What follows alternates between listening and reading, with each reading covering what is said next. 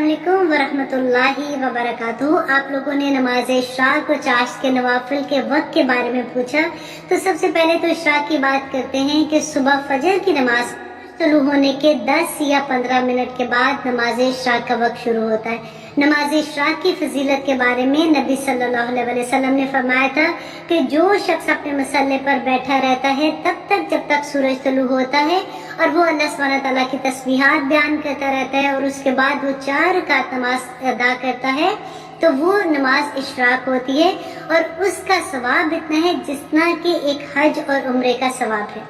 और उसके 1 घंटे के बाद जब सूरज अच्छे से रोशन हो जाता है और वो नमाज जो होती है वो चाश की नमाज होती है और उसी को हम नमाज दुहा भी कहते हैं, यानी सूरज खूब चमकता है।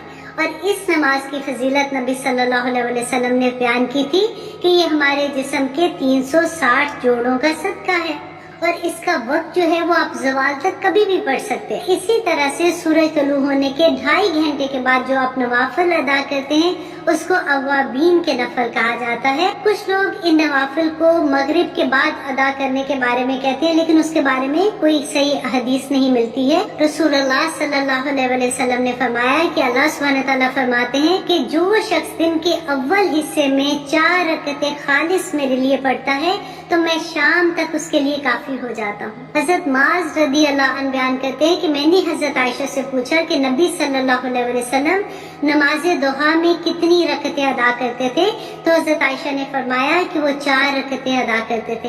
और ये नमाज दुहा जो है ये चाश की नमाज को कहते हैं क्योंकि उसका नाम फर्क हो जाता है क्योंकि उस वक्त सूरज पूरी तरह से चमकता है। उम्मे हानी कहती हैं कि नबी सल्लल्लाहु अलैहि वसल्लम ने फतह मक्का के मौका पर वुजू किया और 8 रकअतें पढ़ी।